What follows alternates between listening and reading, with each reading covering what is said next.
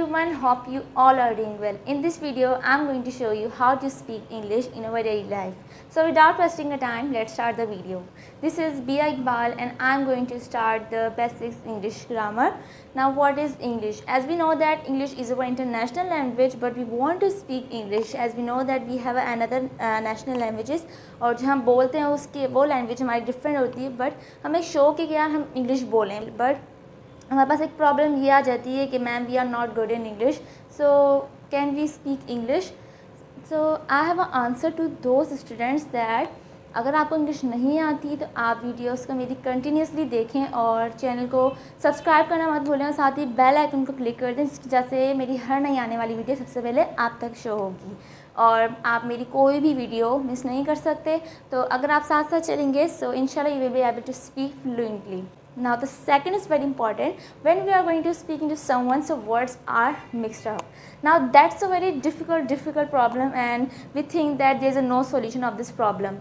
But I have an answer to those students who are think that there is no solution of this question, there is no solution of this problem. हर चीज़ का एक solution होता है, आपको बस उसको थोड़ा ढूंढना होता है, थोड़ा टाइम लगाना होता है. अच्छा, इसका सॉल्यूशन क्या है? क्या आप इंग्लिश बोल सकते हो, ठीक है, क्योंकि हम कभी कभार ऐसा होता है कि हम इंग्लिश हमें लगता है कि हाँ हम इंग्लिश बोल सकते हैं, ठीक है, लेकिन अगर सामने से कोई ऐसा पर्सन आ जाए, कोई थर्ड पर्सन आ जाए, लेकिन हमें तो हमारा कॉन्फिडेंस ना तो थोड़ा डाउन हो जाता है अगर हम बोलते हैं कि हम इंग्लिश नहीं बोल सकते.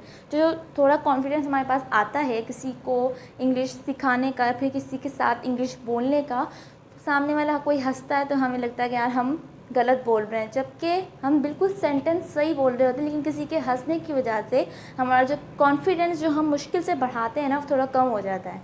तो अब इस सब को ख़त्म कैसे करना है, इसका एक ही हल है, वो है प्रैक्टिस, ठीक है ना. प्रैक्टिस प्रैक्टिस प्रैक्टिस ये बहुत ही ज़्यादा कॉमन वर्ड हो गया और ज़्यादातर इसको नहीं यूज़ करते अपनी डेली लाइफ रूटीन में. अच्छा, मुझे एक सवाल है उन लोगों से कि अगर आप ये बात सुनते हो कि आपको प्रैक्टिस की नीड है, तो क्या आप प्रैक्टिस के लिए टाइम देते हो? नहीं, आप देते हो एटलीस्ट 1 वीक, आप देते हो एटलीस्ट 2 वीक, बट आप 1 मंथ आप उसको नहीं देते. लेकिन ये प्रॉब्लम आती है कि हम टाइम किसके साथ दें, ठीक है, हम किसी के साथ नहीं बोल सकते क्योंकि अगर वही सामने वाला हंसता है तो हमारा कॉन्फिडेंस जो है वो लो हो जाता है.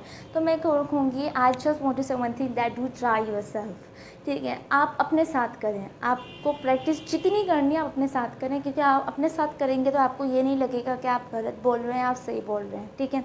अगर अपने साथ भी नहीं बोला जाता तो मिरर रख के आप बोलें तो इससे आप खुद देखेंगे आपकी कम्युनिकेशन स्किल्स ना डे बाय डे आपकी कम्युनिकेशन स्किल्स इम्प्रूव होंगी और आप कहेंगे that you was right. So let's come to the topic. First question is कि हमें कहाँ से इंग्लिश शुरू करनी चाहिए. मैं आपको बहुत आसानी वे में समझा रही हूँ ताकि हम फ्रेंडली होकर पढ़ेंगे तो आपको समझना थोड़ा आसान. नाउ द फर्स्ट इज़ हमें इंग्लिश कहाँ से शुरू करनी चाहिए. अच्छा, आपको क्या लगता है कि इंग्लिश कहाँ से पढ़ाई जाए? मैं टेंस से आपको नहीं लेके जाऊँगी कि टेंस आपके पास जब तक छोटी छोटी इन्फॉर्मेशन नहीं आएंगी ना आप टेंस को कवर नहीं कर सकते. तो आज हम शुरू करेंगे पार्ट्स ऑफ स्पीच के साथ. हमने स्कूल लाइफ में ये लफ्ज़ बहुत सुना है, पार्ट्स ऑफ स्पीच, लेकिन हमने इसको कभी सीखा नहीं क्योंकि हमें टाइम नहीं मिलता था, हमें शौक़ नहीं था, हमारे पास बर्डन इतना था और सब्जेक्ट का, हमें टाइम नहीं मिलता था. लेकिन अगर आप ये वीडियो अभी देख रहे हैं तो कम्प्लीटली देखिएगा प्लीज़, क्योंकि अगर आप कोई भी एक इन्फॉर्मेशन मिस करते हैं, अगर आप स्किप कर दें video, so there is a lot of chances that you will skip the big amount of information और फिर आप बाद में जाके ये नहीं कहना पड़ेगा आपको कि ये कैसे हुआ, ये क्यों नहीं हुआ. तो आप साथ साथ चलेंगे तो आपको कोई भी मुश्किल नहीं आएगी. Now let's come to the topic on parts of speech. I will write on the board. Now parts of speech, आपको इसकी मीनिंग पता है कि पार्ट्स ऑफ स्पीच होते क्या हैं? पार्ट्स से तो हमें समझ आ गया कि पार्ट्स की मीनिंग क्या होती है.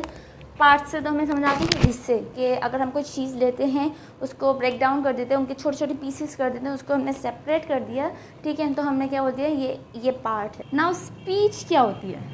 स्पीच बोरिंग सा वर्ड लगता है जिसकी वजह से हम इस टॉपिक पर जाते नहीं हैं. नाउ स्पीच की वो वाला स्पीच नहीं जो हम एज अ डिबेटर स्पीच करते हैं, इंग्लिश हो गई, उर्दू हो गई. इसमें स्पीच की मीनिंग होती है सेंटेंस, जुमले जो हम बोलते हैं अपनी डेली लाइफ रूटीन में बोलते हैं, जो कि मैं अभी आपके सामने बोल रही हूँ, ठीक है. तो ये होते हैं स्पीच. मैं यहाँ पे लिख देती हूँ, ठीक है, जुमले.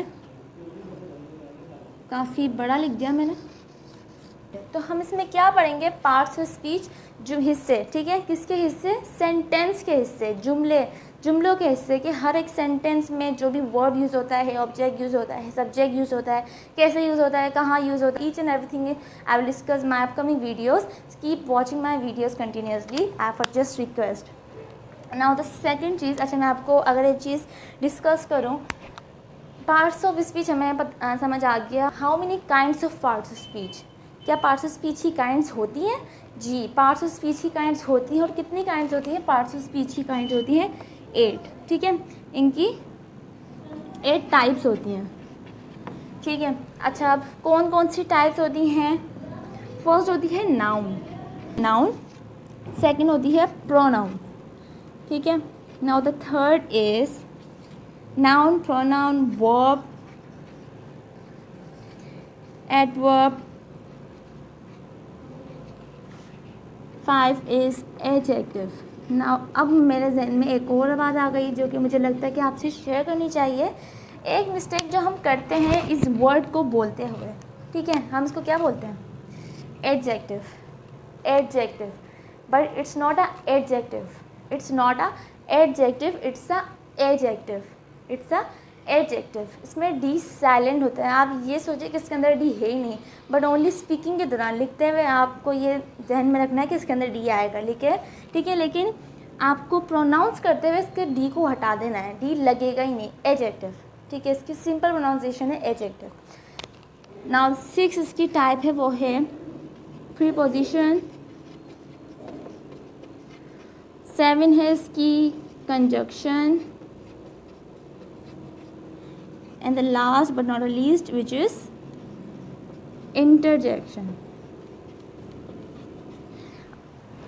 ठीक है। मैं बहुत कोशिश कर रही हूँ कि मैं आपको बहुत आसानी के साथ समझाऊँ ताकि आपको समझ आती रहे, ठीक है। हमने डिस्कस कर लिया कि पार्ट्स ऑफ स्पीच होते हैं क्या है, किसी भी जुमले के हिस्से, ठीक है। अगर कोई पूछता है कि या what is parts of speech, तो आपने बोल दिया कि किसी भी सेंटेंस के हिस्से को हम पार्ट्स ऑफ स्पीच कहते हैं। अब कोई बोलता है कि how many kinds of parts of speech, तो आप क्या बोले कि there are 8 types of parts of speech, ठीक है।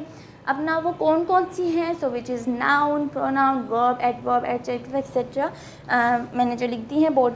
अब ये होते हैं क्या, इनको कैसे यूज़ करेंगे, ये मैं आपको अभी नहीं बताऊंगी, ये मैं आपको अपनी अपकमिंग वीडियोस में बताऊंगी। So please keep watching my videos and stay connected with me. तब तक के लिए मुझे इजाज़त दीजिए, अल्लाह हाफ़िज़।